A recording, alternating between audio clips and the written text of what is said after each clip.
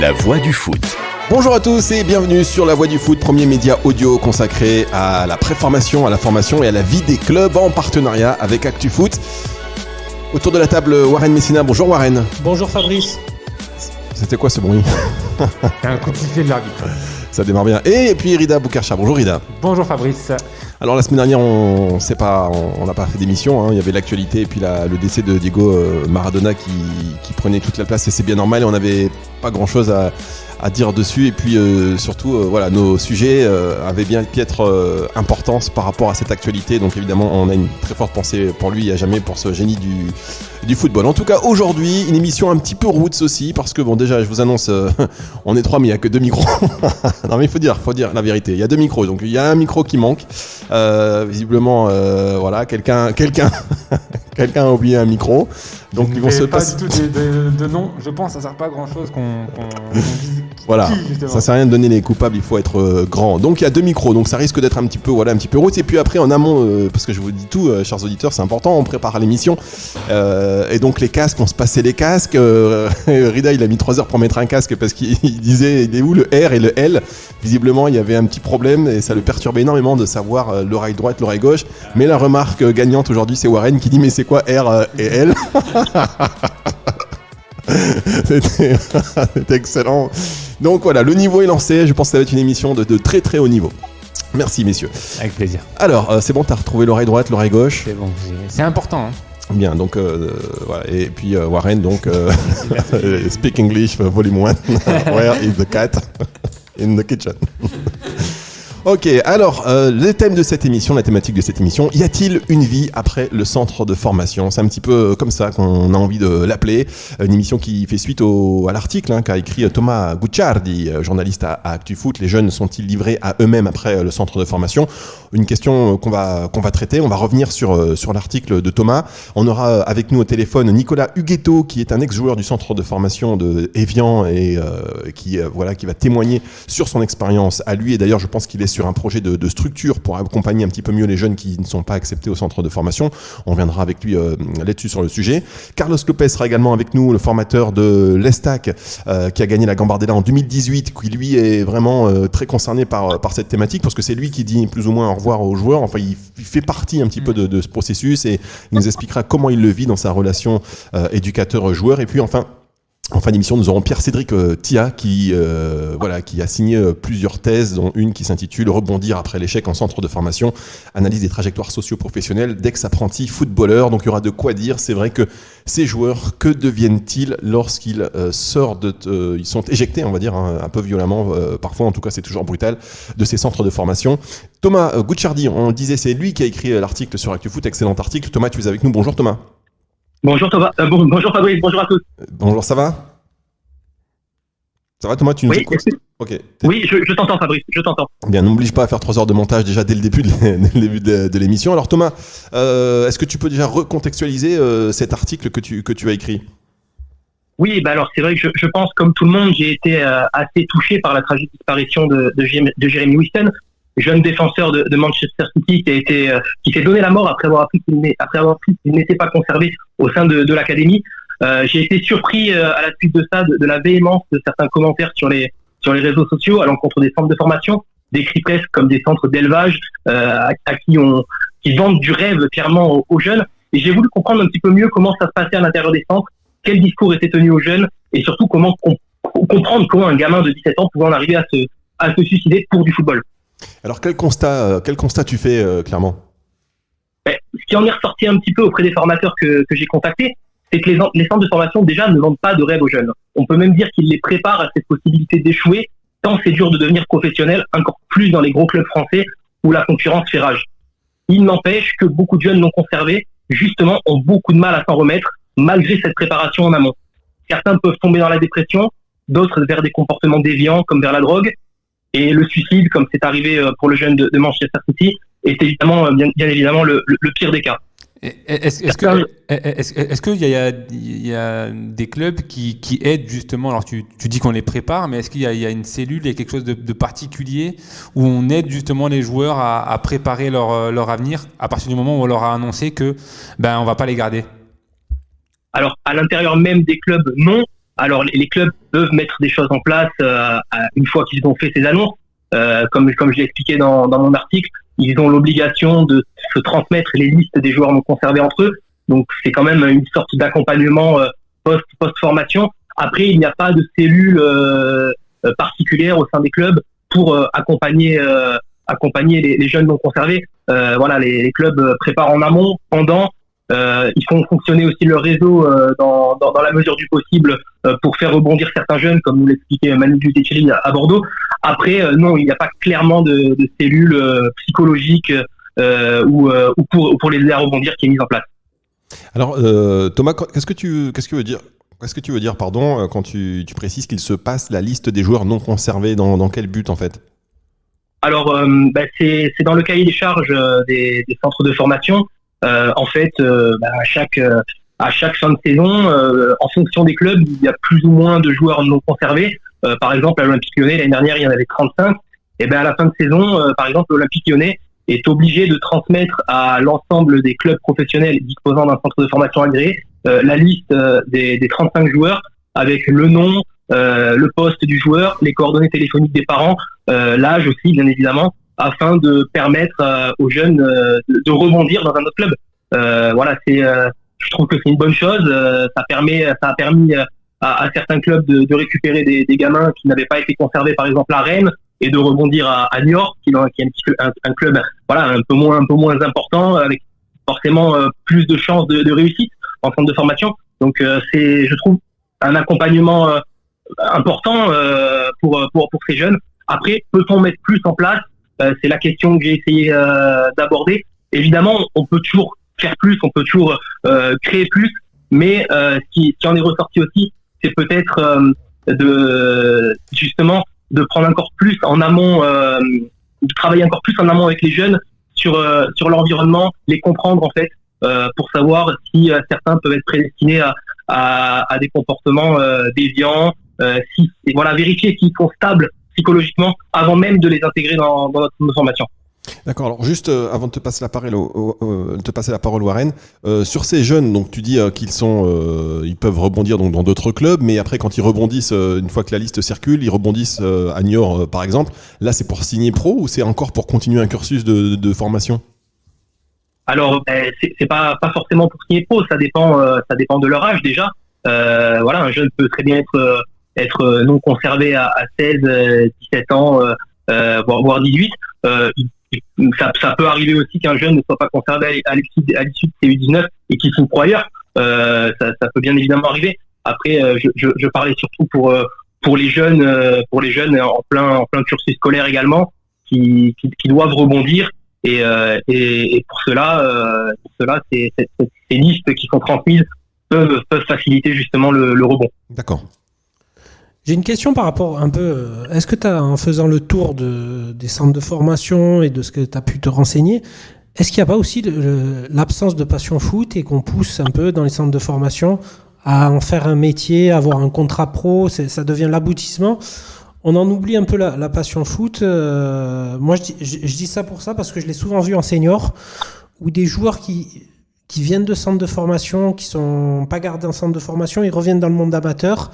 En senior, ils ont parfois des grosses primes de match, des fixes, comme on appelle, mais ils n'ont plus la même motivation du tout au niveau du foot, et c'est juste un gagne-pain, j'ai un complément financier, où je fais du foot juste pour gagner de l'argent, et pas pour le plaisir de jouer, contrairement parfois à ce qui se passe avec certains joueurs qui ont tout le temps évolué en amateur, ou gardent cette passion, ce plaisir d'aller s'entraîner, cette convivialité. On a aussi parfois certains joueurs qui sont des exemples, qui sont devenus beaucoup plus forts en se faisant virer des centres de formation, à l'image d'un Ribéry, d'un Valbuena, d'un Lesmelou là dernièrement, qui sont renvoyés des centres de formation et qui deviennent encore plus forts en passant par le foot amateur et en sortant par la suite professionnel. Et pour certains en équipe de France, et pour Ribéry, proche d'un ballon d'or. C'est une bonne question. C'est vrai que j'ai pas forcément abordé cette passion, cette motivation pour le foot avec les éducateurs que j'ai eu. Mais clairement, il y a un souci à ce niveau-là. Et c'est vrai que les jeunes, on a l'impression qu'ils sont formatés pour réussir, mais y a-t-il vraiment une motivation derrière? J'ai pu échanger quand même à ce sujet-là avec une psychologue du sport qui nous expliquait que justement il y a deux types de motivation. La motivation extrinsèque, c'est-à-dire un petit peu celle du joueur qui fait du foot pour faire du foot comme tu l'expliquais, ou alors pour quelqu'un, pour sa famille, pour gagner de l'argent. Et puis il y a vraiment ceux qui ont une motivation intrinsèque.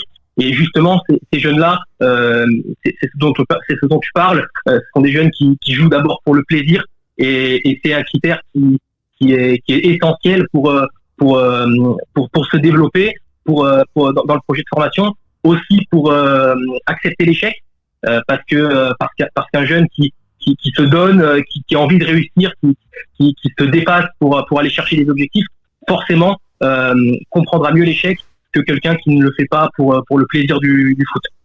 Si je peux te répondre, et si cette réponse te convient, ça Warren. me va. Et concernant le joueur anglais, j'ai oublié son nom.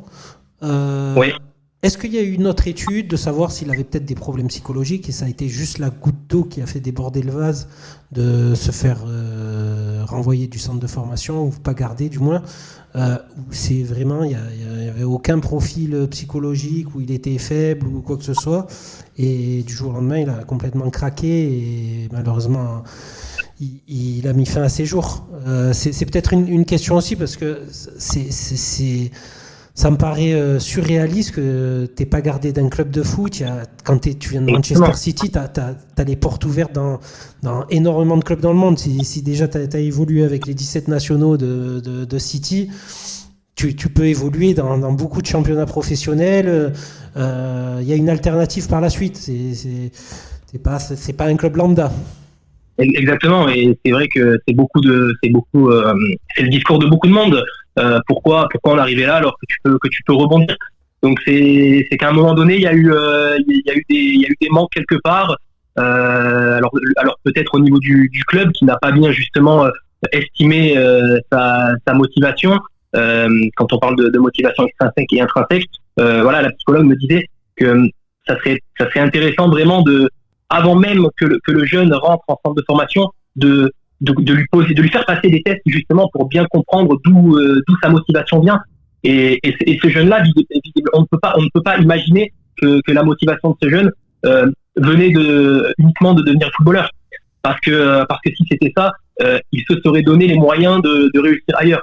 C'est qu'à un moment donné, je pense que alors j'en ai pas la certitude, parce que peu d'éléments ont filtré au final de cette histoire, mais comme l'a analysé notre psychologue, il devait y avoir un problème quelque part, notamment dans l'environnement familial, qui a fait que le joueur n'était pas bien accompagné au départ. Et on a aussi abordé ce thème dans l'article, l'importance d'un environnement stable et lucide aussi sur les performances d'un jeune, parce que quand un parent interfère au cours d'un cursus, ça n'aide pas le jeune en fait, parce que le formateur a un discours, et si le parent ne va pas dans le sens du formateur, c'est compliqué pour l'enfant aussi de comprendre ce qu'on va lui expliquer. Ouais, enfin, moi je mettrais quand même un petit bémol quand même, parce que là, la famille, qui ont déjà perdu un fils, c'est terrible, et peut-être les accabler, je sais pas, parce que on sait pas ce qui se dit, on sait pas le rôle non plus des formateurs, tout confier comme ça à 100% à un éducateur sans jamais remettre en question peut-être. Surtout quand on sait vraiment comment ça se passe à l'intérieur, parfois le manque de sensibilité, parce que il faut faire des choix qu'on n'a pas le temps d'expliquer tout le temps. Les parents, heureusement, moi je suis plutôt du parti de se dire heureusement qu'ils sont là aussi parfois pour essuyer les plâtres et les manques de communication dans les clubs, et on le voit même à des niveaux amateurs. La communication, franchement, c'est pas ce qui fait, c'est pas le fort de beaucoup de clubs. En professionnel aussi, parce que quelque part derrière il y a des objectifs en termes de formation. Quand vous faites passer un enfant et qui signe pro, derrière il faut quand même qu'on puisse compter sur lui, on a investi sur lui. S'il n'est pas performant, on va reprocher ça au formateur qui doit rendre des comptes. Donc je suis pas sûr que tous les formateurs prennent les gants aussi et puissent avoir aussi le bagage peut-être psychologique pour accompagner ses enfants et sortir les bons mots au bon moment qui peuvent avoir un impact différent. Donc je dis, moi je mets un gros bémol quand on dit il faut faire confiance au centre de formation à 100% et derrière les parents doivent surtout faire confiance parce que in fine, quand on le voit, ils sont sortis du centre et heureusement que les parents sont là aussi pour les récupérer. Donc il faut pas mettre tous les parents dans le même panier, comme il faut pas mettre tous les éducateurs dans le même panier. Je crois que c'est du cas par cas. Ce qui est sûr, c'était pas le but de l'article, et d'ailleurs quand on le lit, je pense pas que c'est ce qui en ressort, hein, bien évidemment, mais je suis d'accord avec toi sur le fond. Tout n'est pas parfait des deux côtés, et pour ce qui est des parents, évidemment certains sont très attentifs et laissent leur gamin se développer et vivre tranquillement. D'autres interfèrent trop et malheureusement ça peut leur porter préjudice aussi. Quelque part, on peut dire qu'il y a un problème du côté des parents si demain déjà on fait confiance en laissant son enfant entre 15 et 17 ans uniquement à la portée d'un éducateur. C'est des parents, c'est aussi à eux d'élever et de ne pas laisser forcément quelqu'un d'externe à faire l'éducation de leur enfant. Et c'est là tout le problème en réalité, et on va en discuter avec nos intervenants qui vont arriver là, qui vont se succéder sur l'antenne, parce que quelle est la part d'isolement aussi quand les éducateurs aiment bien avoir la main sur les enfants et justement ils veulent aussi un peu couper les parents, mais tout en comptant dessus. Les parents ils savent pas vraiment s'ils doivent. Enfin, c'est très très compliqué en réalité comme sujet. En tout cas, article très intéressant. Merci beaucoup Thomas pour cet article et puis pour les éclaircissements. Je te dis à très bientôt sur La Voix du Foot. Et on te lit sur ActuFoot. Merci Fabrice, merci à tous et puis bonne fin d'émission. Merci Thomas. Thomas Gucciardi, donc avec nous pour expliquer un petit peu cet article et rentrer plus en détail. Je vous propose maintenant d'accueillir Nicolas Huguetto, qui est donc un ex-joueur du centre de formation d'Évian. Donc là, il va nous dire concrètement, voilà, quand on est dans le centre, comment ça se passe. Bonjour Nicolas. Bonjour. Alors Nicolas, on a démarré donc cette émission et on parle de ce qui se passe, de ce qu'il advient des jeunes quand ils ne sont pas gardés en centre de formation. Alors toi, tu es un ex-joueur du centre de formation d'Évian, tu n'as pas été gardé? Non, j'ai pas été conservé. Voilà, t'as pas été conservé. Explique-nous un peu justement, on se disait comment ça se passe quand on est à l'intérieur de ce centre de formation pendant les années où on y est. Est-ce qu'on est totalement en termes d'influence coupé du reste de sa famille, enfin même si on la voit, mais je veux dire, est-ce qu'en termes d'influence, on est vraiment sous l'influence et on fait confiance totalement au club, aux formateurs? Comment ça se passe? Bon, déjà, merci de m'écouter, merci de me recevoir sur votre radio web, parce que c'est un sujet auquel moi je tiens beaucoup et c'est quelque chose, je trouve, d'hyper intéressant. Pour commencer, moi je suis originaire de Hautes-Alpes, de Gap, donc forcément, d'Évian, ça fait quand même une certaine distance, quoi. Ouais. Donc déjà ouais, ça tombe mieux, on rentre pas souvent. Après ça c'est pareil pour tous les centres, hein. Je veux dire en général, voilà, les jeunes qui viennent les jeunes qui sont en centre de formation, souvent ils sont loin de leur famille, loin de leur cocon familial. Les années de centre, franchement, moi ça a été peut-être les plus belles années jusqu'à présent. J'ai fait 2 ans U19, un an avec la CFA2. Franchement c'est quelque chose à vivre, c'est une super expérience. Maintenant, le problème, c'est quand ça s'arrête, en fait, on parle souvent que il faut allier le sport, le foot avec les études, que les études c'est hyper important. Ça, selon moi, c'est une image que veulent donner les responsables de centre et les entraîneurs vis-à-vis des familles, histoire de faire bonne figure et de dire que l'école c'est malgré tout important, mais c'est pas du tout la réalité. Ça c'est une fausse réalité. Parce que quand on est en centre de formation, on pense qu'au foot. On se lève le matin, même si on doit aller à l'école, on pense à l'entraînement de l'après-midi. Et on néglige totalement les études. Et bien souvent, moi, après, ça c'est mon expérience à moi personnelle, hein. Ouais. La plupart de mes coéquipiers, eux, ils préparaient un bac professionnel. Donc il n'y a pas de sous-métier, je dis pas que je suis pas en train de critiquer la filière pro, hein, mais je veux dire, souvent on les met en filière professionnelle parce qu'on estime qu'il n'y a pas de devoir le soir, ou c'est un peu moins compliqué que les bacs générales type SE, ES, à l'époque ça s'appelait comme ça, quoi. Donc voilà, on dit ça, mais au final la priorité ça reste le football. Et les éducateurs du centre à un moment donné ne recentrent pas justement au niveau des études. Si ça se passe mal, il y a pas on vous prévient pas de faire attention. On vous met en alerte. Moi j'ai le souvenir que mon entraîneur de l'époque en U19 m'avait mis une alerte, que j'avais pas forcément des bons résultats, Mais Minala, tu m'avais fait clairement comprendre que, en fait, si j'avais mon bac et j'intégrais l'équipe réserve en CFA2 à l'époque, Evian était en Ligue 1, donc la réserve était en CFA2, et donc si par contre j'avais manqué mon bac, on me dégageait sans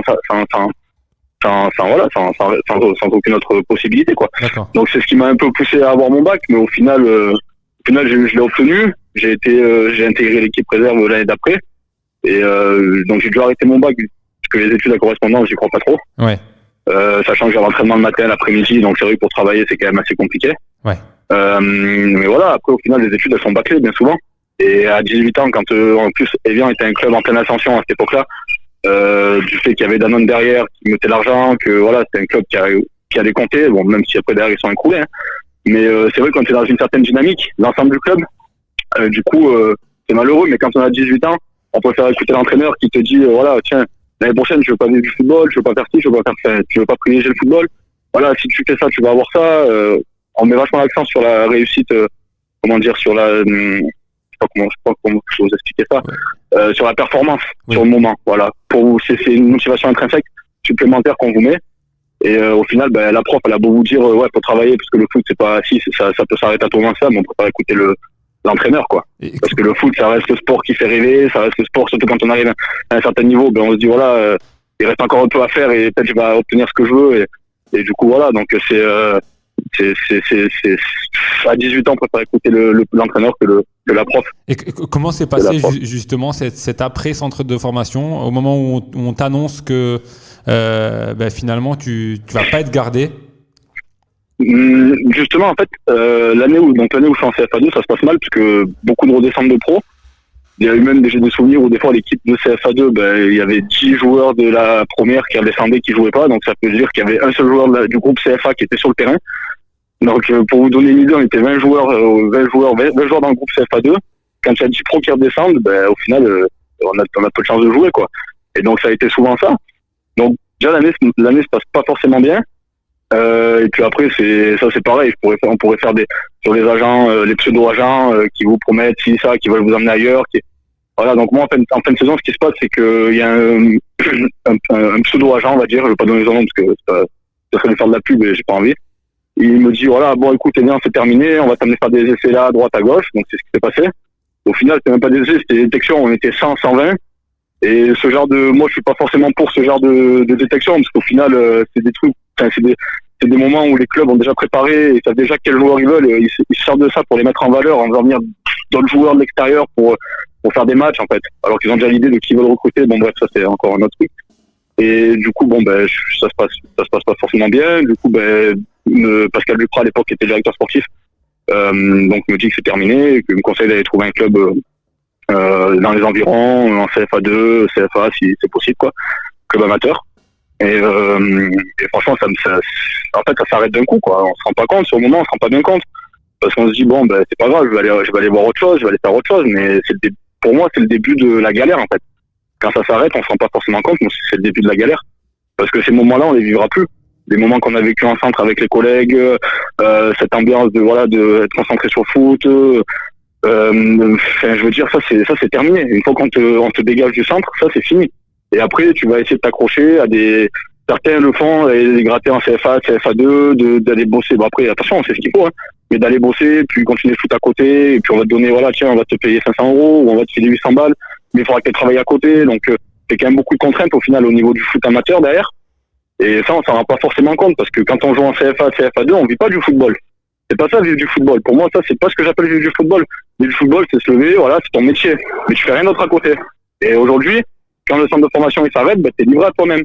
Il y a plus d'accompagnement derrière, il y a tout. Il y a plus personne. Il y a plus personne au centre. Il y a plus les personnes du centre. Il y a plus les éducateurs. Il y a plus les profs qui t'ont pourtant conseillé, qui t'ont dit attention. Mais tout ça, c'est fini, quoi. Ça, c'est fini. Et t'as fait donc, quoi c'est vraiment compliqué. Moi, par la suite, je suis resté sur la région au Savoyard, Suisse même. Je suis allé sur Genève, je trouve un petit club, je travaille à côté. Le problème, c'est qu'après, le niveau te manque, en fait. On se dit, ouais, maintenant c'est fini, je vais aller travailler, mais en fait, tu te rends compte que quand tu as toujours fait du foot et que tu as joué à un certain niveau, le certain niveau te manque, justement. Donc, on essaie de se raccrocher, et du coup, moi, j'ai essayé de remonter. Bon, par la suite, j'ai signé avec Stéban en CFA2. Derrière, je suis reparti jouer sur Lausanne en première ligue suisse. Lausanne Adzo, pas Lausanne Sport, hein. Valodan Sport, qui est le club de 2e division maintenant, je crois. J'étais donc entre l'équivalent de la 3e division. Et derrière, pareil, bon, je fais 1 an là-bas, et puis je rentre sur Gap. Et depuis, ben voilà, je joue en R2 à côté de Gap, club qui s'appelle USVN. Et j'enchaîne un peu des petits boulots à droite à gauche, mais c'est assez compliqué. Alors, t'as quel âge aujourd'hui, Nicolas? 28 ans. 28 ans. Et donc ça fait depuis, alors t'es sorti du centre de formation, t'avais quel âge? La dernière année, c'était en 2012, ça fait 8 ans. Ça fait 8 ans. À 20 ans de là-bas. Donc grosso modo, ça fait 8 ans que c'est un peu la galère finalement. Bah c'est galère parce que même encore là, je parlais avec un copain qui joue aujourd'hui à Neuchâtel en 2e division suisse, qui a pourtant contrat pro, et au final on arrive à toujours voilà, moi c'est un discours, c'est un constat, c'est qu'aujourd'hui que tu sois même lui il me dit voilà, je gagne un peu d'argent mais c'est pas suffisant pour vivre, donc en fait t'es toujours entre deux, c'est-à-dire que même si t'es professionnel, eh ben tu seras pas pro comme certains en Ligue 1 qui vont toucher 30-40 000 et qui n'ont pas de soucis à se faire pour l'avenir derrière parce qu'ils ont déjà de quoi préparer leur avenir et ils gagnent suffisamment pour pouvoir anticiper. Mais aujourd'hui voilà, faire une carrière moi ça m'a pas intéressé en fait de me dire voilà, je vais essayer de galérer pour trouver un club en CFA2 chaque année ou en CFA qui va me donner 1 000 euros. J'ai pas envie en fait, je veux préparer quelque chose par la suite. Je veux essayer de construire mon avenir de manière plus sereine, on va dire, mais je sais que c'est pas à travers le foot. À ce niveau-là, c'est très compliqué. C'est très compliqué. Mais alors, donc ouais, c'est vrai que c'est galère. Alors, c'est galère. Nicolas, aujourd'hui, ma question c'est, si c'était à refaire, qu'est-ce que tu as mal fait selon toi? Qu'est-ce que j'ai mal fait selon moi? Quand tu étais au centre de formation. Hein. Quand j'étais au centre de formation. Qu'est-ce que tu t'aimerais changer sans dire je passe pas, qu'est-ce que... C'est pour aussi pour les jeunes qui nous écoutent, qui parfois se rendent pas compte de la chance qu'ils ont quand ils y sont. Voilà, qu'est-ce que tu aimerais changer? Même l'année d'après où Evian te garde pas, qu'est-ce que tu aurais pu essayer de faire? Qu'est-ce que tu te dis? Est-ce que tu as un regret? Peut-être reprendre des études direct après. Parce qu'au final, au plus on attend et au plus c'est compliqué de reprendre et de se remettre là-dedans et de se remettre dans le cursus scolaire. Donc je pense que l'année d'après, j'aurais dû embrayer directement sur une reprise d'études et pour essayer d'avoir un diplôme un peu plus important et plus intéressant pour pouvoir travailler dans un domaine qui me plaît, quoi. D'accord. Et ça, c'est un regret. Après, si je vais encore plus loin, des fois, je me dis, ben, j'aurais préféré ne pas connaître ça, en fait, au final. Parce que ça, c'est un sujet pour moi qui est intéressant, parce que moi, je parle, mais je sais que moi, la plupart de mes collègues qui ont même pas signé pro derrière non plus comme moi, qui se retrouvent aujourd'hui à travailler. Il n'y a pas de sous-métier, attention, je suis pas en train de critiquer, je suis pas en train de dire ça, mais bon, moi j'ai des cas bien précis, des mecs à 18 ans, moi j'étais milieu de couloir. Donc j'étais pas forcément buteur, j'étais plus passeur. Mais j'ai un copain moi qui était attaquant, qui était meilleur buteur de l'équipe en U19, machin, si ça. Aujourd'hui, ce mec-là, il est chauffeur-livreur. Donc à 18 ans, quand t'es meilleur buteur de ton équipe, t'aspires sûrement à autre chose que faire chauffeur-livreur à 27. Moi, c'est ça en fait. C'est plutôt à ça que j'aimerais faire de la prévention, surtout pour les jeunes, de dire ouais, à 18 ans, t'es meilleur buteur de ton équipe, t'es meilleur passeur, t'es peut-être le meilleur joueur. Donc à 27 ans, tu vas pas t'imaginer faire de la livraison, ou aller faire de la préparation de commande, ou aller faire manœuvre, ou toutes sortes de métiers. Attention, c'est pas une critique. Pour moi, il y a pas de sous-métier, il y a pas de, c'est pas ça que je suis en train de dire, mais t'aspires à autre chose à 18 ans. T'imagines ton avenir différemment, et c'est pas le cas. C'est pas ce qui s'est passé pour la plupart. C'est clair. Voilà. Nicolas, je te donne la parole, Warren, mais je voudrais quand même répéter cette phrase assez choc pour moi, assez forte, que tu aurais préféré ne pas connaître ça, c'est-à-dire ne pas aller en centre de formation et te consacrer à tes études. Ben, peut-être oui, par moment oui, parce que on voit moi je prends l'exemple d'Evian, mais c'est pareil ailleurs. On voit comment dire, c'est pas bien parce que là je vais parler d'un cliché, mais c'est une réalité. T'as 18 ans, t'as pas forcément d'argent. Je veux dire, tu vois les joueurs de l'équipe première qui arrivent avec leurs belles voitures, avec leurs belles femmes. J'ai eu l'occasion de faire 2-3 soirées en boîte de nuit avec des joueurs de la première. Ben ouais, tu te dis ah ouais, c'est ça la vie en fait. Mais non, au final non, c'est pas ça. C'est pas ça, parce que oui, eux, c'est leur vie, parce que eux, ils ont réussi, donc maintenant ils peuvent profiter, s'amuser, tout ça. Mais il y en a combien aussi qui ont échoué? Donc c'est cliché ce que je viens de dire, parce que on dit toujours les footballeurs, ils sont voilà dans le côté extra-sportif, il y a des dérives, machin, tout ça. C'est une réalité, attention. C'est une réalité, mais c'est vrai qu'on voit on voit que les bons côtés à 18 ans. On se dit ouais, on passe des super moments. Moi, ça a été une super expérience. Attention, ça a été une très bonne expérience. Mais on s'attend pas à ce qu'il va y avoir derrière, parce que quand ça s'arrête, c'est fini. Ça s'arrête, c'est terminé. Voilà. Et ça, on s'en rend pas forcément compte. Quand on est dans le moment, qu'on vit le moment à fond, on s'en rend pas compte de ce qui va se passer derrière. Nicolas, s'en rend pas compte. Nicolas, je l'ai évoqué en préambule. J'ai eu cette impression, pour avoir joué avec d'anciens joueurs qui n'étaient pas gardés dans des centres de formation et d'en avoir côtoyé, que quand on sort d'un centre de formation qu'on n'est pas gardé, il y a peut-être la passion du football s'envole aussi. On n'est pas gardé du centre de formation, il faut que je trouve un métier pour gagner de l'argent, enfin même que je joue pour gagner de l'argent, un contrat, mais il n'y a plus cette passion de se dire je vais jouer au foot avec des potes, que les joueurs qui sont restés toujours en foot amateur l'ont tout au long de leur carrière et qui vont se retrouver en D1, R2, R1, parfois N3 et qui vont être surmotivés d'aller s'entraîner, de jouer et tout l'argent qu'ils vont toucher, ça va être du plus et du bonheur mais avant tout c'est un plaisir de se retrouver avec les potes, d'aller jouer au foot. Ouais, je comprends ce que vous voulez dire. Je suis d'accord avec vous. Moi honnêtement aujourd'hui, là je joue en R2, je prends du plaisir. Je suis avec des copains de la région de Gap-en-Cesse, quoi. Et on a une jolie équipe, on prend du plaisir, ça se passe bien, tout ça. Maintenant, pour être honnête avec vous, je suis plus du tout la Ligue 1, pourtant je suis encore en contact avec des copains qui sont actuellement professionnels, dans les championnats de France ou à l'étranger. On se souvent par WhatsApp, par téléphone, mais honnêtement, je ne suis plus les championnats, j'ai arrêté, j'étais un grand passionné de foot anglais et après, peut-être que je parle comme ça parce que moi, j'ai pas réussi. Vous avez demandé à un mec qui réussit, il va vous dire, mais le football, ouais, mais il y en a un qui réussit, il y en a 19 à côté qui pleurent. Enfin, c'est façon de parler, hein. J'imagine un peu tout ça. Mais moi, personnellement, le foot, j'ai plus de passion que j'avais quand j'avais 17, 18 ans, que j'étais dans ce cursus-là, quoi. J'ai plus la même envie, j'ai plus la même passion. Ça, c'est clair et net, ça, c'est une évidence. Alors, Nicolas, juste, quand on est en centre de formation, je voudrais revenir sur l'étape quand on y est. Est-ce que on n'est pas trop, finalement, coucouné? Est-ce qu'on n'est pas mis trop dans une bulle qui fait que la plus dure est la chute?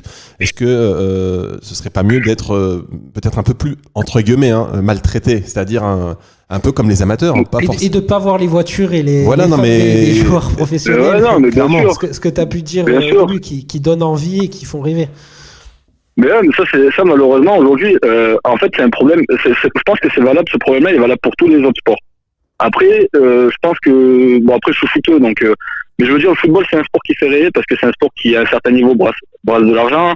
Le milieu du foot c'est quand même particulier par rapport au reste des autres sports. C'est donc la c'est vie quand même de un rêve. milieu qui fait rêver. Voilà, c'est la vie de rêve. Je fais ma passion, je joue au foot, je gagne beaucoup d'argent. Ouais, ça c'est l'image. Bien sûr, ça c'est l'image qu'on peut percevoir.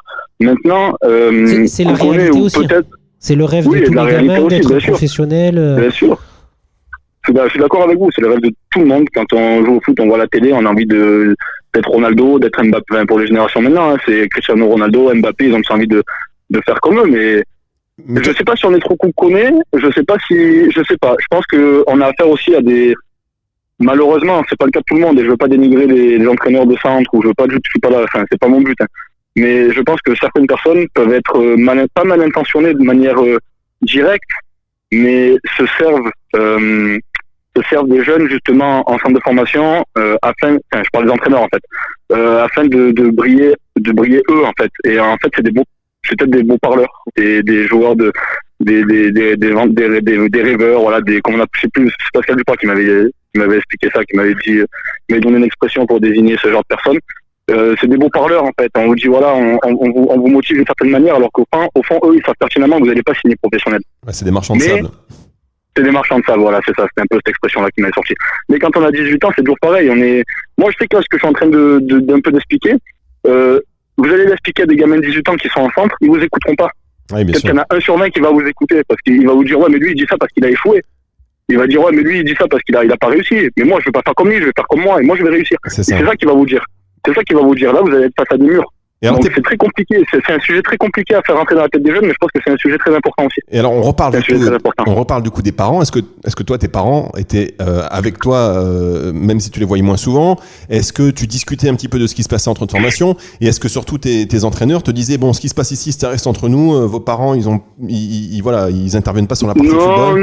Non, ils en arrivaient pas à dire ça quand même. Non, ils n'arrivaient pas à dire ça. Après moi j'ai fait 2 saisons U19, ça s'est très bien passé, j'étais titulaire, j'avais des bonnes stats, CFA2, j'étais un des meilleurs passeurs de l'équipe, je crois. J'ai marqué quelques buts. Non, ça se passait bien. Franchement, sur le plan sportif, ça se passait très bien. Après, mes parents m'ont toujours laissé faire à ma guise, en fait. Voilà. Tant que je leur ramenais pas de problème à la maison, il y avait pas de, voilà, ils m'ont toujours laissé faire, ils s'en sont jamais trop mêlés. Après, ils m'ont toujours soutenu, d'une certaine manière. J'ai jamais été, mais non, ils m'ont laissé faire à ma guise, en fait. D'accord. Mais après, sur ce côté-là, non, après, les entraîneurs disaient pas, non, ce qui se passe ici, ça reste entre nous. Non, c'était quand même pas ça, c'était pas opaque. Mais voilà, l'entraîneur, il te motive d'une certaine manière, il te dit des belles paroles, il se sert de ça pour que tu sois performant tout le week-end, afin que l'équipe soit performante et afin que lui, il puisse briller. Voilà, moi, c'est comme ça que je le vois aussi. C'était ça. C'était une motivation supplémentaire pour que tu te donnes tout, pour que, voilà, tu dis l'année prochaine, si je réussis, je suis meilleur buteur, meilleur passeur, ou meilleur joueur d'équipe, l'année prochaine, je vais arriver en CFA, je vais avoir un contrat stagiaire, et dans 2 ans, je serai pro. Voilà, tu le vois plus comme ça, en fait, quand t'as 19 ans, tu te dis, voilà. Mais t'es pas lucide sur tes capacités réelles. T'es pas lucide sur tes capacités réelles. Je pense que j'étais un bon joueur, mais des joueurs comme moi, il y en avait 50 000 en France. Mais ces entraîneurs-là ne nous font pas comprendre de cette manière-là. Vous dites, ouais, vas-y, tu vas réussir. Je sais pas si vous comprenez un peu ce que je veux dire. Complètement. Je sais pas si vous comprenez un peu.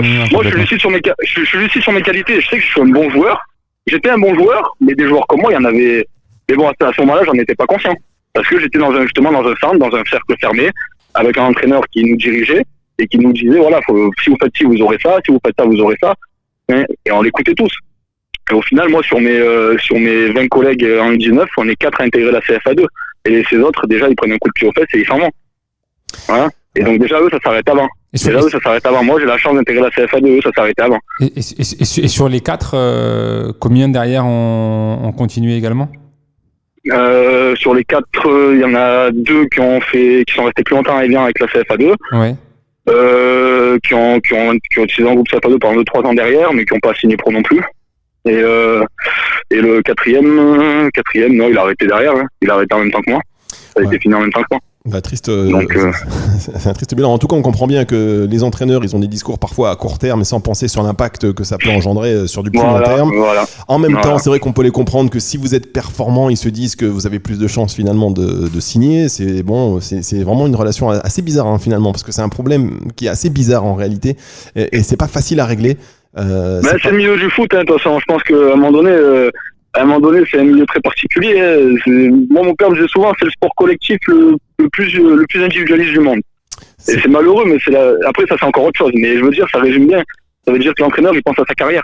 Ok, tu vis 2 ans avec lui à fond, donc t'es avec lui tout le temps, machin, mais lui, il va penser à sa carrière. À lui, personnel. Il va penser à ce qui va se passer derrière. Toi, une fois que t'es plus avec lui, c'est fini. Tu vois, je sais pas si vous comprenez un petit peu. Après, voilà, toi, lui, il estime que ça peut te driver. Sauf que quand t'as 18 ans, t'as pensé qu'au foot, tu négliges plus ou moins les études. Et ouais, ok, mais sauf que quand ça s'arrête, tu sais pas quoi faire. Et quand ça s'arrête, ça s'arrête. Et même quand on appelle un peu les ex-entraîneurs, les personnes avec qui on est resté des années, on appelle, le téléphone il répond plus. Comment ça se passe? Bon, pour être honnête, j'ai même pas essayé moi, je courais pas derrière ça. Hein. Moi, j'essaie de driver moi à ma manière, tant bien que mal. Et voilà, et de m'en sortir à ma manière. Donc, j'ai pas couru derrière certains entraîneurs à ce moment-là, quoi. Et j'ai toujours pas réessayé, ça m'intéresse pas. Parce que justement, avec mes anciens coéquipiers, je suis resté hyper en contact et je les ai souvent au téléphone de cette génération-là, parce que ça nous a quand même marqué. On a vécu des bons moments ensemble. C'était vraiment une très belle expérience. Attention, hein, c'est vraiment une très belle expérience à vivre. C'est derrière ce qui se passe qui est moins bien. Ouais, c'est mais donc, on est quand même resté assez proches. Voilà, moi je veux dire, moi c'est les années où j'ai passé mon bac, où j'ai eu mon permis, les premières sorties, les copains, le foot qui va bien. Donc c'est vraiment des belles années. On a vraiment des bons souvenirs de ça. Donc pour en parler avec mes ex-coéquipiers qui maintenant ont pris une vie active et sont dans la vie active et travaillent, on en reparle, on garde que des bons moments, mais eux ils s'en foutent. Il y en a la plupart, ils ont quand même réussi à rebondir. Mais voilà, il y a eu quand même des périodes où là j'ai été en contact avec un qui est sur Londres. Et lui, carrément, il a fait une vraie dépression, quoi. Pendant 1 an, il sortait plus, il s'est viré du club, il rate son BTS, derrière, avec sa copine, ça se passe pas trop bien. Lui, derrière, il fait une dépression. Pendant 1 an, il est pas bien, il sait pas quoi faire. Ouais, il est seul en France parce que sa famille est en Afrique, donc il sait pas. C'est vraiment compliqué, on s'en rend pas compte, mais c'est vraiment très compliqué. Ouais. C'est-à-dire que c'est les montagnes russes, parce qu'on passe sur une spirale de win où on rentre en centre de formation, on est signé, après ça correspond effectivement à la première petite copine, le bac, on est dans une spirale où tout va bien et d'un seul coup, boum, tout s'arrête, on est jeté du centre. Pour le peu qu'on rate un peu son diplôme derrière, qu'on se fasse plaquer, ouais, c'est clair que les planètes, elles sont plus alignées là. Non, c'est ça. Merci beaucoup Nicolas et je vous dis à très bientôt. Merci et bon courage pour la suite. Merci à vous. Bon Merci. courage, merci. Ciao, ciao. Au revoir. Au revoir. Alors, je vous propose maintenant, vous voyez, c'est quand même assez intéressant de partager, enfin d'avoir ça partage d'expérience. Ça glace un petit peu le sang. Moi, je me dis, franchement, si j'étais aujourd'hui en âge de signer, je me poserais quand même 2-3 questions. Mais c'est vrai que quand on s'adresse à soi, on se dit toujours, non, mais c'est bon, il a pas signé, mais moi, je vais signer. Moi, je pense pas que tu te poserais 2-3 questions. Tu foncerais tête baissée en espérant. Non, mais c'est ça, c'est qu'on ça se écoute, passe bien. mais on se dit, non, mais moi, ça m'arrivera pas. Moi, je vais signer, en sachant qu'on fait quand même partie des statistiques. C'est vrai que quand on a 18 ans, là, nous, on a le recul. En plus, aucun d'entre nous n'a été professionnel, on a essayé. Mais quand tu as 18 ans et que tu es en centre de formation, c'est clair que, à Parida évidemment, mais que c'est clair que nous, quand tu as 18 ans, tu peux pas te dire non, mais il a raison, je vais arrêter vite les études, c'est pas possible. Rida, toi qui étais aux portes. Aux portes. Alors moi qui étais aux portes. Toi qui étais devant les portes. Je précise pas les formation, je vais pas dire lequel et quel centre de formation. Ça peut être centre de formation pour être boulanger. Voilà, toi qui étais. En tout cas, tu étais devant la porte. À un moment donné, on t'a vu. Ça, c'est clair. Pas loin. On t'a pas laissé rentrer, on a dit. Il a dit beaucoup de choses intéressantes et dont une phrase tout aussi choquante que celle que tu as relevée tout à l'heure. C'est que oui, ils sont tellement dans un cocon qu'il te dit en fait, moi, je me pensais bon joueur. Mais en fait, des joueurs comme moi, il y en a 50. Ah, c'est dur ça aussi. Hein. Mais c'est la vérité, c'est la réalité. C'est ça. Non, et l'argent aussi, parce que c'est des jeunes que dès 16 ans, parfois ils ont des salaires importants, parfois des primes à la signature, que pour certains joueurs talentueux, c'est dur après la retombée. Bah oui, puis surtout si tu commences à sortir en boîte avec des joueurs, tu vois les filles et que tu vois, enfin, je veux te dire, tu vas en boîte, tu côtoies, tu touches du bois, sauf que tu oublies que tu touches du doigt, le rêve, sauf que tu oublies que c'est pas toi, c'est pas ta vie, c'est la vie le temps d'une soirée, un petit peu comme Rida quand il se paie un double crème là au Starbucks. Non, je pense que le plus compliqué, c'est qu'en fait, réussir que ce soit les parents et le joueur et le gamin de sortir du produit financier. C'est ça. C'est que le centre de formation, les clubs pro aujourd'hui presque vont considérer un joueur de foot comme un produit financier. Il faut pas que les parents ils aient la même vision et qu'ils l'accompagnent en disant que c'est que du foot et qu'ils donnent le max pour réussir, mais pas plus. Et ouais, le monde s'arrête pas le jour où il s'arrête. Visiblement là, en plus, 28 ans, Nicolas qui dit qu'il joue en régional, qui cherche encore à rebondir, etc. Enfin bon, il y avait plein de choses intéressantes. On aura le temps, je pense, d'en reparler dans d'autres émissions et d'y faire référence parce que je pense que ça va revenir quand même, hein, ces sujets-là, forcément. Alors bon, voilà, on a encore 2 invités à faire venir. On va essayer d'accélérer malheureusement pour notre prochain invité, Carlos Lopez, qui est formateur à l'ESTAC. Bonjour Carlos. Oui, bonjour. Alors aujourd'hui, on parle des joueurs qui ne sont pas gardés au centre de formation. Y a-t-il une vie après le centre, hein, quelque part? Alors vous êtes formateur à l'ESTAC, c'est ça? Oui, j'étais. Voilà, vous étiez formateur à l'ESTAC et voilà, vous avez gagné la Gambardella en 2018. Donc vous êtes totalement dans cette thématique. Vous avez dû gérer des jeunes que vous n'avez peut-être pas gardés. Est-ce que ça vous arrivait? Comment vous leur avez annoncé et comment ça se passe en amont? Écoutez, c'est déjà un moment difficile pour tout le monde, hein, d'accord, quand on ne garde pas les joueurs. La première chose, c'est en accord avec tous les éducateurs, pour pouvoir le lancer malheureusement la mauvaise nouvelle, on accueille non seulement le garçon, mais aussi les parents, pour leur annoncer un petit peu que malheureusement le chemin s'arrête là, après avoir pas mal discuté avec tous les éducateurs qui l'ont eu pendant quelques années. Donc notre souci à nous, c'est effectivement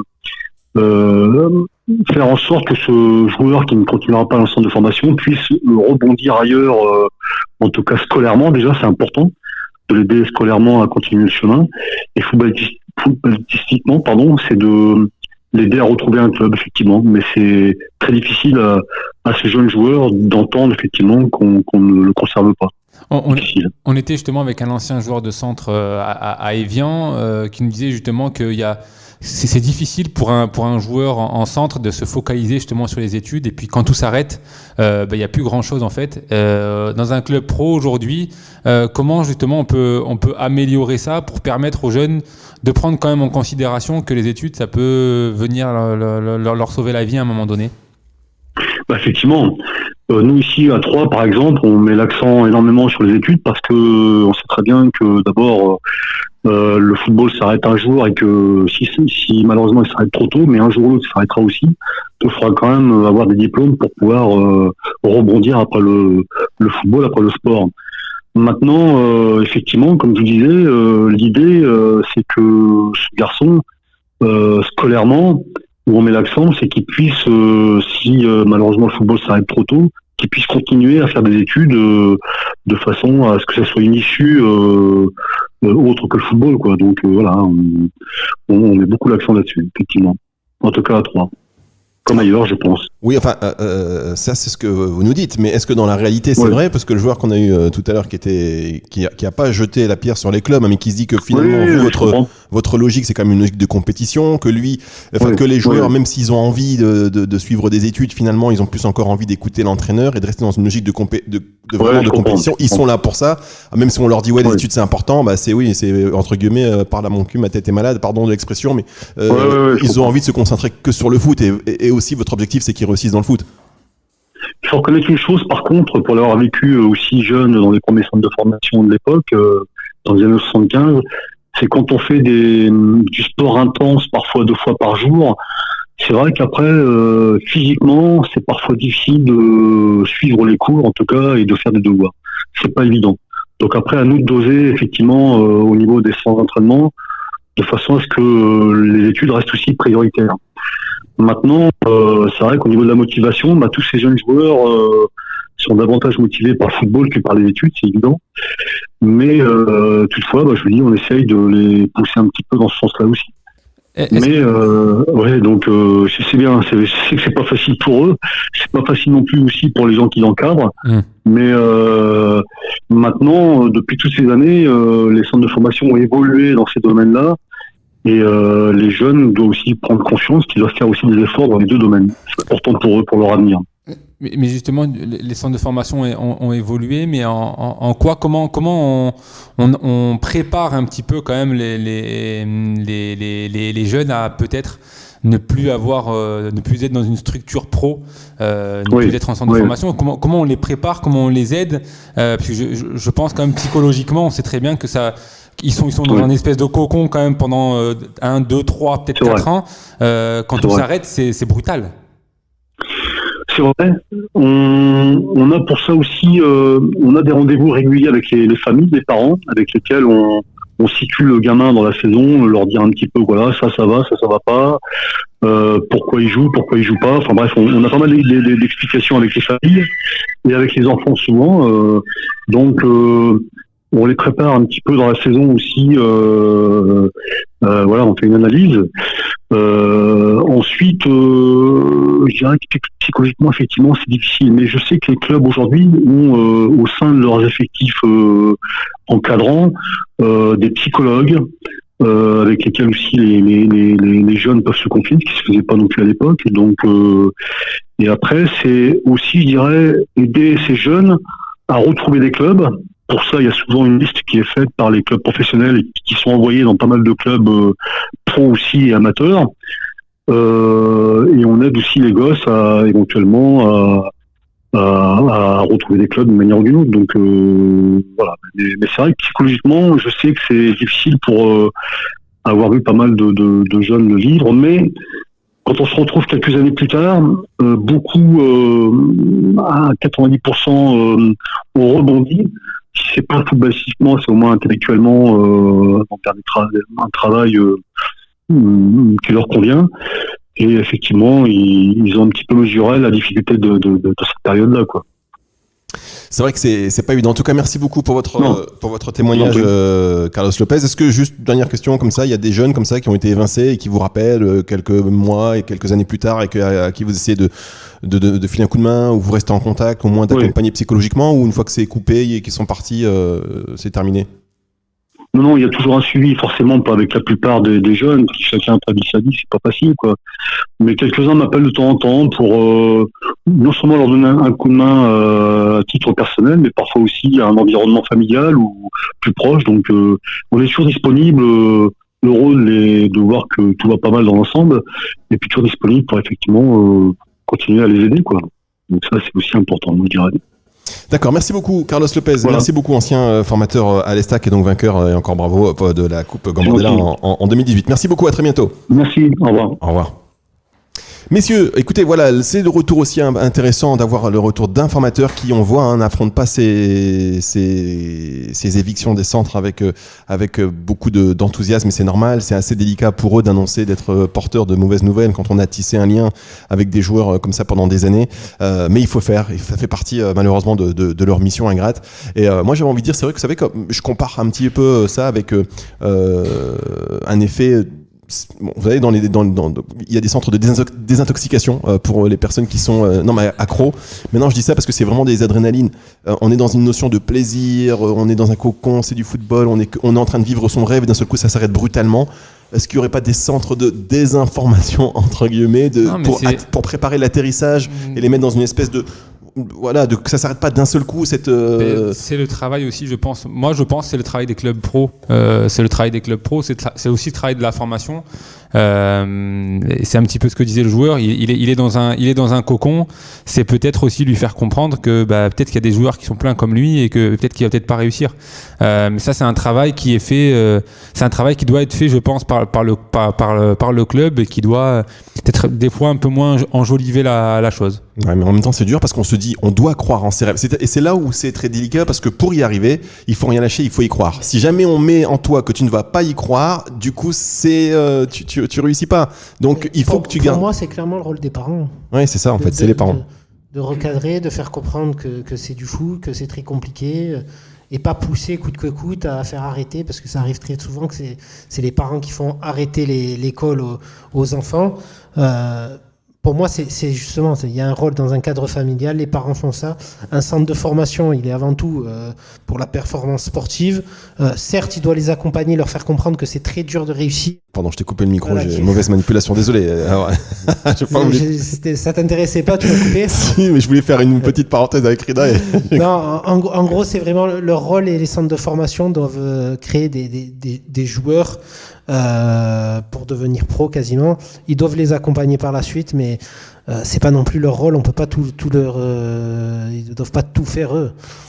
Oui, c'est vrai qu'on peut pas leur demander à la fois de former des footballeurs, de leur dire c'est important les études, d'être derrière eux, etc. À un moment donné, il faut aussi que les parents accompagnent, et c'est pour ça qu'on peut pas les évincer. Oui. Il y a beaucoup de clubs qui disent oui, les parents c'est les ennemis, mais finalement on est bien content. Il faut qu'on les inclue et non pas qu'on les exclue.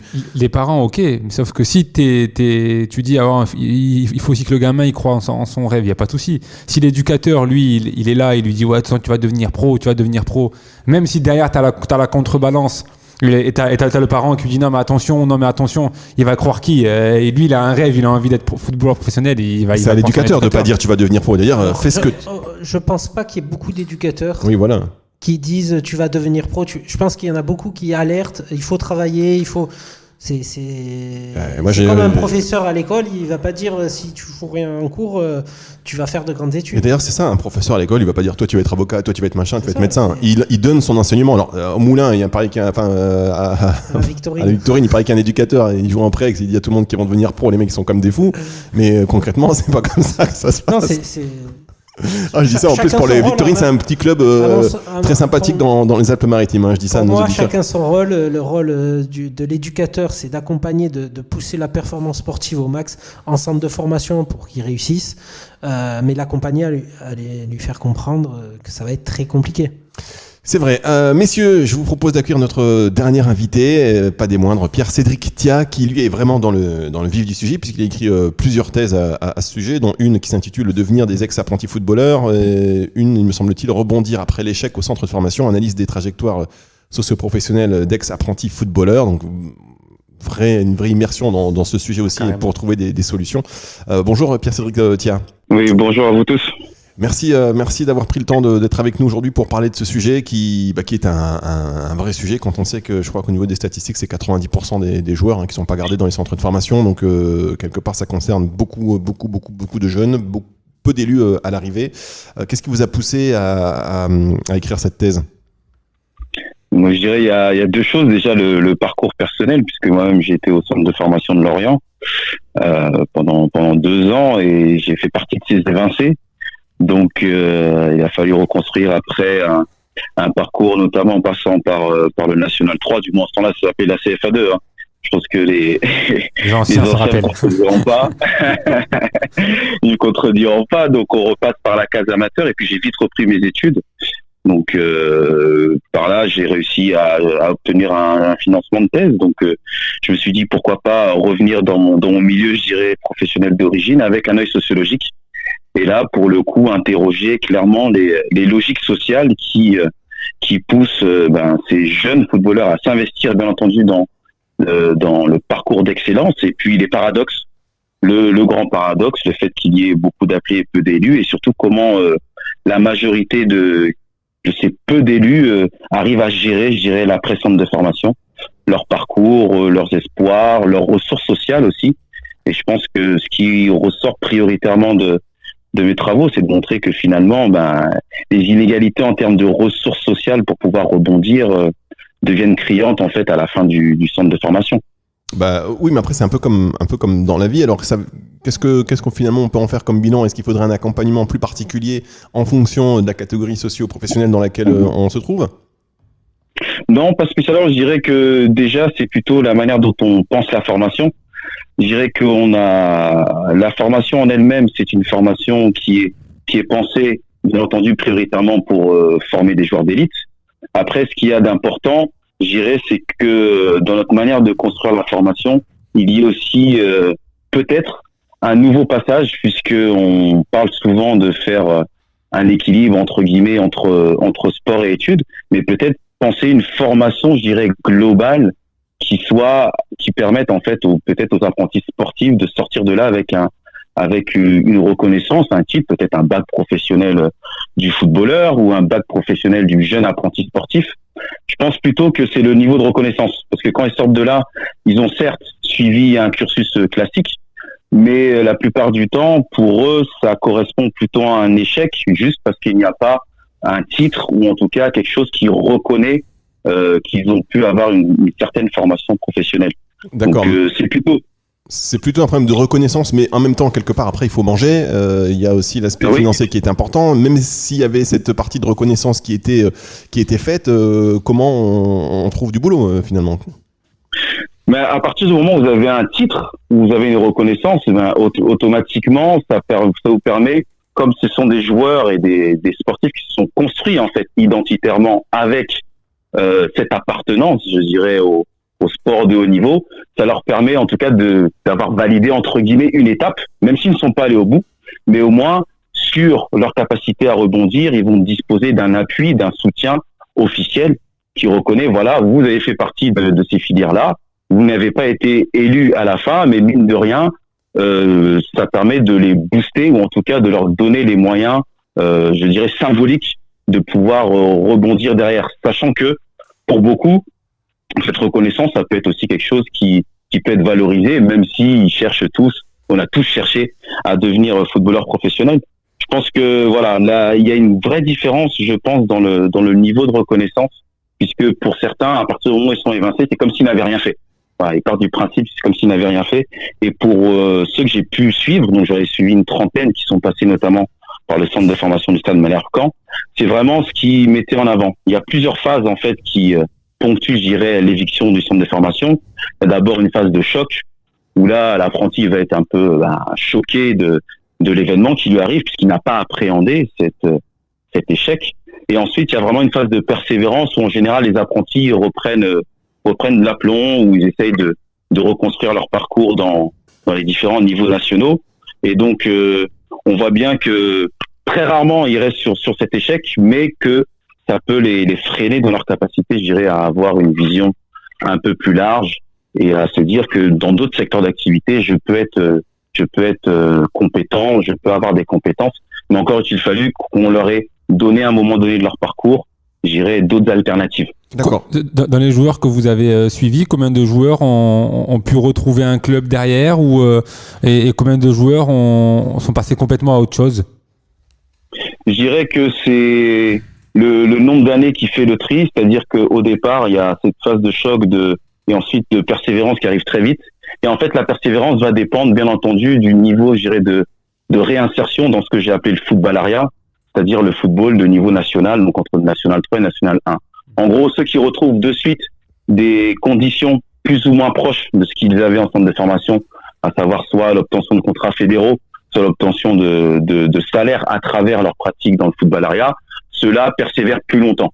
Donc ils persévèrent en moyenne 5-6 ans après le centre de formation, toujours dans l'expectative, je dirais, de raccrocher l'élite professionnelle.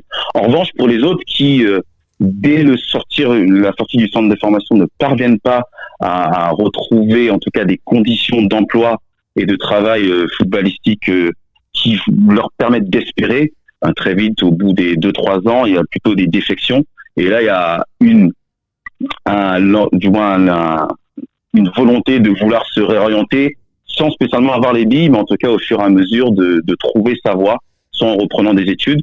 Et il y a un autre facteur aussi, c'est bien sûr souvent les rencontres. Les rencontres amoureuses font partie des éléments qui permettent aux ex-apprentis footballeurs parfois de pouvoir rebondir à travers la construction d'un espace familial. Oui, non, mais évidemment. Alors, en tout cas, il y a cet aspect pour vous qui est reconnaissance à l'issue du parcours, de pas se dire je suis rien, j'ai rien fait dans ma vie, je suis nul. Donc, le côté reconnaissance important, et puis le côté aussi peut-être équivalence de compétences, c'est-à-dire que les compétences qu'on a su montrer, même si on n'a pas été pris, et qu'on a su démontrer les qualités dont on a fait preuve pendant ce parcours, pouvoir pour qu'elles soient validées quelque part comme une validation d'expérience, un classique, pour être considéré par une entreprise ou pris dans une université ou intégrer une école parce qu'on a fait montre de rigueur, de plein de qualités qui pourraient se transformer en qualité éducative et donc permettre d'intégrer une école par exemple. Mais quelque part par rapport à ça. Attends Warren, il a envie de dire exactement ça. Est-ce que je peux te l'entendre? C'est ce que vous voulez dire, hein, Pierre. Cédric, c'est exactement ça. C'est top ce que j'ai dit, c'est ça? Oui, exactement. C'est vraiment ça. C'est-à-dire qu'il y a beaucoup en ce moment dans les tendances, quand on voit les entreprises dans leur mode de recrutement, une valorisation de ce qu'on appelle les soft skills, c'est-à-dire les compétences transversales qui permettent aux uns aux autres de pouvoir basculer d'un secteur à un autre. Et je pense que s'il y a un travail vraiment d'effectuer auprès des jeunes sportifs sur cette dimension-là et une espèce de valorisation de ce qu'ils ont été capables d'acquérir au cours de leur parcours, je pense qu'ils auront un peu plus de certitude, capacité à rebondir. C'est clair. Non, moi j'ai expliqué, est-ce qu'à un moment aussi, c'est pas forcément injuste vis-à-vis d'autres jeunes qui ont joué avec leurs collègues toute leur vie en foot amateur, qui se retrouvent à avoir fait les études, à prendre le bus pour aller s'entraîner, et que demain, eux, ils sont pas favorisés en rien. Peut-être à arriver en senior, ils se retrouvent au même niveau footballistique que ces joueurs-là. Est-ce que c'est pas non plus un moment pas injuste vis-à-vis de ces personnes-là? Qu'il y aurait une validation d'acquis juste sur le fait qu'on a fait 3 ans de centre de formation? Et en fait, c'est juste l'équivalent de ce qui se passe dans les formations professionnelles autres. C'est-à-dire lorsque les apprentis entrent dans un CFA, qu'ils soient boulangerie, pâtisserie, plomberie ou autre, à l'issue, ils passent certaines étapes de validation. Donc ça valide un niveau d'apprentissage, un niveau de maîtrise en fait de leur futur métier. Et donc le paradoxe, c'est plutôt qu'on n'ait pas déjà ça, ou en tout cas qu'on n'ait pas pensé à ça directement dès qu'on a mis en place une formation professionnelle pour les sportifs. Ouais, par exemple, je pense que, par exemple, imaginons, pour rester dans cette logique-là, que vous faites le centre de formation, à l'issue on n'est pas gardé, mais par exemple, ça peut permettre d'intégrer, je sais pas exactement, je parlais de formation que je ne maîtrise pas vraiment, mais pour être, imaginons, je sais pas, avocat, pour être agent de joueur, il faut un diplôme. Tu rentres pas en première année, tu rentres quelque part avec une espèce de.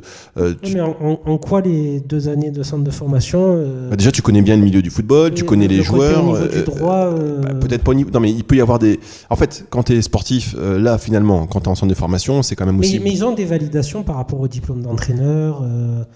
D'accord, ça rentre déjà. Ils ont des facilités pour les passer. Ils ont une certaine validation sur ce fait. Je sais qu'à l'époque, il y avait cette validation. Je pense aujourd'hui encore. Moi, c'est juste que jusqu'à 19 ans, le football pour moi, c'est vraiment senior, qui est tout un autre football et pas forcément, et souvent les joueurs qui sont performants en 17, 19 nationaux ne sont pas forcément les mêmes qui vont être en senior quand on joue contre des adultes. Donc, quelque part, est-ce que ce serait normal que au niveau scolaire où ça n'a rien à voir, où il n'y a pas forcément de lien, qu'il y ait une validation d'acquis par rapport à un jeune comme je dis, qui a peut-être joué en 17 nationaux, mais dans un club amateur, en 19 nationaux dans un club amateur. Sans passer par le centre de formation. Sans passer, qui prenait le bus pour aller s'entraîner. Mais peut-être que lui, il a une formation plus classique, du coup, parce qu'il a eu le temps aussi de... Complètement, mais... mais du coup, il a fait ce qu'il avait à faire. Est-ce que c'est juste que demain, il y a un jeune du centre de formation qui arrive et qui passe peut-être dans une école, va avoir 20 places, et c'est le jeune qui sort du centre de formation qui sera le 20e, et pas ce gamin-là. En fait, la réflexion qui est posée à la fin, c'est pas spécialement d'offrir des droits, c'est plutôt de trouver un système de reconnaissance. Ça ne veut pas dire qu'avec le système de reconnaissance de cette expérience professionnelle, il y ait des droits qui soient automatiquement attribués. Ça veut tout simplement dire qu'à la base, ce serait quand même intéressant de reconnaître cette expérience. Soit on la reconnaît comme une expérience professionnalisante, puisque la réalité, c'est que c'est aussi une expérience professionnalisante, puisque c'est dans un espace d'apprentissage particulier, avec des formateurs qui sont eux-mêmes évalués par rapport au rendement de leur formation, c'est-à-dire leur capacité à former des joueurs professionnels. Donc, si c'est une formation professionnelle, il faut trouver, réfléchir à un mécanisme qui permet de reconnaître en fait cette formation professionnelle. Sinon, comme vous le dites, et je suis aussi d'accord avec vous, comme vous le dites, autant ne pas mettre en place ces systèmes de formation. Mais ils l'ont quelque part, hein. Puisque tous les centres de formation en fin d'année, ils envoient la liste des joueurs non retenus, ils sont envoyés. Il y a des systèmes aujourd'hui qui peuvent envoyer en MLS, pas en MLS, mais en université américaine, dans différents endroits où dès lors qu'on vient d'un centre de formation, on a plus de facilité, on est un peu poussé. Donc, ils ont déjà quelque part cette validation. Est-ce qu'il n'y a pas plus un travail d'accompagnement tout au long de la formation? On en a longuement parlé au début du travail. Est-ce que c'est les parents, est-ce que c'est les formateurs qui doivent pousser les gamins? Mais c'est surtout de faire comprendre cette chose importante, que c'est très compliqué de devenir professionnel, et qu'il y a si déjà un gamin n'arrive pas à rebondir quand on lui dit que ça s'arrête, c'est que le football, c'est pour réussir, tout le monde est unanime qu'il y a une énorme part de mental. Si on n'a pas le mental pour rebondir après ça, c'est qu'on n'a pas d'entrée le mental pour réussir et devenir professionnel. Peut-être, mais tout dépend comment vous pensez la formation. En fait, ma réflexion, elle est plutôt sur la manière de penser la formation, c'est-à-dire la formation dans son global. Si vous parlez d'accompagnement, ça veut dire que dans la formation elle-même, vous allez inclure des dimensions qui vont donner des clés à un moment donné aux apprentis pour pouvoir prendre conscience de cette réalité de l'échec. Mais si la formation n'est pas construite à la base pour qu'il y ait à un moment donné des clés qui soient données aux apprentis pour prendre conscience de ce taux d'échec important, on peut pas demander non plus aux apprentis qui sortent de l'adolescence ou qui sont dans l'adolescence d'avoir une prise de conscience comme nous, puisqu'on a une expérience professionnelle, etc. derrière. Je veux dire que dans leur contexte, dans l'âge de l'adolescence, au moment de la construction identitaire qui se construit sur le modèle de l'excellence, s'il n'y a pas à l'intérieur de la formation elle-même des espaces sociaux précis, des temps précis au cours desquels les apprentis peuvent rééquilibrer, je dirais, leur prise de conscience de la réalité, en fait, c'est compliqué de leur demander ça au sortir du centre de formation, puisque à aucun moment dans leur formation, il y a des espaces concrets au cours desquels ils vont pouvoir prendre conscience progressivement qu'ils sont dans des espaces d'excellence au plus haut point, et que derrière, finalement, la majorité d'entre eux vont être dans l'obligation de rebondir. Concrètement, là, ce que vous dites, c'est que dans les centres de formation, il n'y a pas de, on ne permet pas aujourd'hui à un jeune d'être formé à ce qui peut se passer après justement le centre de formation. Si jamais il est exclu de ce centre. Et c'est même pas si jamais, puisque finalement, la majorité serait exclue. Oui, donc le débat, il n'est pas de savoir s'il y sera, c'est que la majorité sera exclue. Après, il ne s'agit pas de tuer les rêves, puisqu'on sait très bien que la passion reste. Puisque s'ils intègrent un centre de formation, leur passion est là, leur engagement est là, leur dévotion est là. Après, bien entendu, le tri, pour aller dans l'élite, il y a des variables. Il y a la variable performance, certes, il y a la variable des dispositions. Je suis d'accord avec ce que disait le monsieur juste avant, en disant que le niveau mental, ou en tout cas la capacité de persévérance va jouer, d'accord. Mais déjà, le contexte réel, c'est 90% deviendront pas professionnels et 10%, moins de 10% deviendront pro. Donc ça, c'est déjà le cadre général de la profession. Et je dis que finalement, plus dans leur espace-temps de formation, ils ont des espaces. Ça peut être des espaces de discussion, ça peut être des espaces de réflexion, ça peut être beaucoup de choses. Je sais qu'il y a des centres de formation qui, au fur et à mesure, mettent en place des interventions extérieures, des accompagnements aussi, mais c'est comment on pense la formation déjà dans son ensemble. Est-ce qu'on pense la formation pour qu'il y ait une prise de conscience plus ou moins généralisée de l'apprenti, mais si on nourrit uniquement, je dirais, la vision élitive, ben automatiquement, l'apprenti, lui, va se fixer sur celle-ci et ce sera compliqué au sortir du centre de formation. Mais justement, est-ce que nous, on avait un petit peu le débat entre nous ici, est-ce que c'est pas le rôle des parents? Le problème, c'est que si on fait uniquement ça sur le rôle des parents, déjà les parents sont extérieurs à l'espace-temps du centre de formation. Ils sont extérieurs. Donc je dirais qu'ils ont quand même beaucoup moins de prise sur l'adolescent, même si dans certains centres de formation, il y en a qui rentrent le week-end, etc. Je dirais que votre temps social, vous le passez d'abord en priorité avec les joueurs du centre de formation, les formateurs du centre de formation. Rida, je vois ce que veut dire Rida, et enfin finalement c'est ce qu'on se dit depuis un moment donné, c'est que est-ce que il n'y a pas intérêt à inclure plus les parents dans ce temps de centre de formation, parce que clairement ils sont exclus et d'un seul coup ils récoltent finalement au bout de 4 ans, ah bah tiens, ou t'es pas gardé, boum, et le choc est violent. Est-ce qu'il n'y a pas intérêt à les inclure plus tout au long du processus du centre de formation plutôt que les considérer un petit peu comme les perturbateurs?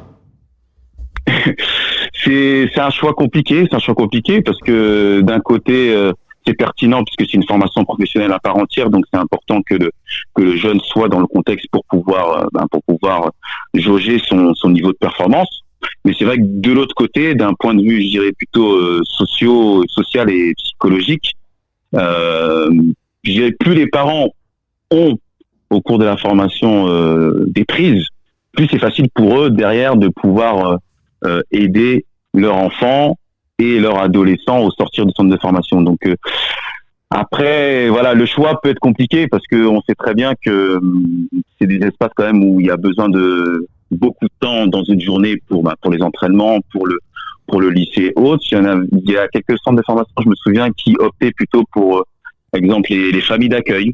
Voilà, il y a eu cette tendance qui avait été notamment mise en place, que je me souvienne, à Lille. À un moment donné, ils avaient ce système un peu de famille d'accueil qui était un peu un compromis, pour l'apprenti. Mais bon, voilà, je pense que c'est certain que les familles, de toute façon, c'est elles qui, par leurs ressources, vont, au sortir du centre de formation, être celles qui vont impulser la capacité à rebondir des jeunes joueurs. Donc plus elles sont présentes, et je dirais mieux c'est. Voilà, moi je suis assez d'accord avec vous. Et alors c'est vrai que le temps, pas forcément le temps quand on est en centre de formation entre les entraînements à l'école, mais peut-être qu'on peut aussi se réorganiser différemment, parce qu'en fait finalement tout le temps que vous passez à la formation, et on se rend compte qu'après vous savez pas faire un contrôle de balle, donc bon, c'est gênant quoi. Je plaisante évidemment. Warren, un dernier mot. Alors peut-être une dernière question. En tout cas, merci beaucoup. Alors on aurait aimé rester encore plus longtemps avec vous, mais ça fait 4 heures qu'on a démarré l'émission. Ah oui. J'exagère à peine. En tout cas, merci beaucoup Pierre-Cédric Thia. Vous faites quoi du coup maintenant? Vous avez écrit ces thèses. Vous faites quoi aujourd'hui? Aujourd'hui, j'enseigne donc dans un institut de management du sport là sur Nantes. Donc je suis plutôt chargé des cours de sociologie du sport et d'économie du sport. Et puis bon, je suis en train aussi de synthétiser en articles scientifiques les principaux résultats de la thèse. Donc le but, c'est de pouvoir à terme, d'ici quelques temps, pouvoir sortir aussi l'ouvrage issu de cette thèse et nourrir un peu le débat. Nourrir un peu le débat, on en a bien besoin pour trouver. Parce que, et en fait, c'est ce qu'on se disait, c'est que c'est tellement un peu du cas par cas dans le football que est-ce qu'il y a vraiment des choses à mettre en place de manière généralisée? Parce que bon, on va dire les parents, il y en a qui vont dire oui, mais les parents, la moitié aussi, c'est des psychopathes, un grand sort dans le sens où ils vont avoir une mauvaise influence. Non, les parents, ils vont parler de football, quand ils vont pas faire un accompagnement. C'est ça. Non, mais il a raison.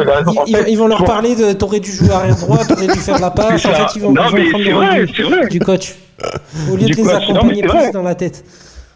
C'est vrai. Non, mais là, je suis d'accord. En fait, la vraie mutation, je dirais, si tu l'as, c'est que ne pas sortir de son rôle, c'est-à-dire le vrai rôle, c'est l'équilibre social, psychologique pour les parents, et pas l'équilibre technico-tactique, physique. Et ça, après, il y a une double éducation. Il faut éduquer les joueurs, après il faut éduquer les parents des joueurs, et il faut éduquer les éducateurs des parents. Il faut éduquer tout le monde. Donc il y a déjà ça, et puis je dirais que après, je pense qu'il y a beaucoup de choses aussi que l'on peut mettre en place, notamment post-bac pour les apprentis, et ça c'est un espace-temps assez délaissé, puisqu'on a tendance à dire que non, c'est bon, une fois qu'ils sont rentrés, exemple, qu'ils sont stagiaires ou quoi que ce soit, c'est bon, c'est fini.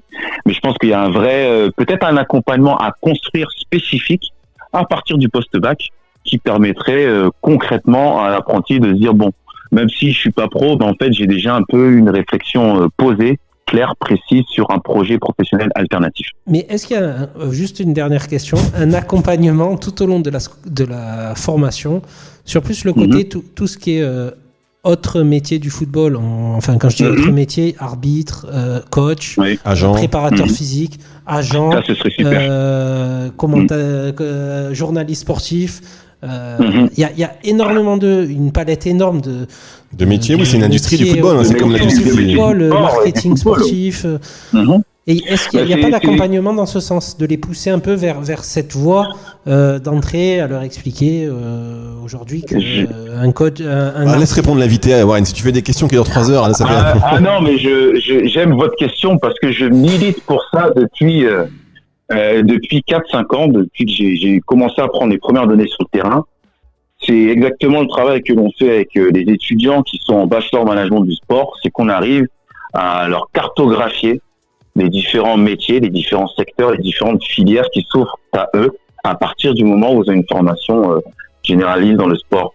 Et on peut l'appliquer, bien entendu, aux apprentis footballeurs, dans le sens où, progressivement, plus ils avancent en gros dans leur expérience, je dirais, professionnelle de jeunes footballeurs, plus on peut leur présenter des alternatives qui colleraient déjà avec leur profil, leurs compétences spécifiques, etc. Et ça, c'est vraiment le nœud et le cœur de l'alternative. Parce que plus ils sont socialisés, en gros, aux alternatives, plus ça leur paraîtra naturel au sortir du centre de formation de prendre telle ou telle voie. Mais si déjà ils ne sont pas socialisés dès leur formation, dès le centre de formation à des alternatives, pour eux, c'est comme si c'était une rupture. Alors que si vous les socialisez dès le début de leur formation à tous ces métiers, à toutes ces alternatives qu'offre, je dirais, le sport de bon niveau et de haut niveau, là, automatiquement, oui, les transitions s'opèrent de manière optimale. En tout cas, c'est vers là qu'il faut tendre, je pense, également. Merci beaucoup, Pierre-Cédric. Merci d'avoir été avec nous et je vous dis à très bientôt et bon courage. On attend donc la sortie de ce bouquin. À très bientôt. Plaisir. Merci, avec plaisir. Merci à vous. Merci. Au revoir. Messieurs, écoutez, c'est terminé pour cette émission. C'est vrai qu'on a fait, je crois que c'est l'émission la plus longue. Hein. On aurait pu faire un marathon, 24 heures du podcast. Ah ouais, un marathon en 24 heures, t'es vraiment pas bon. Hein. Non, vous mettre en entraînement.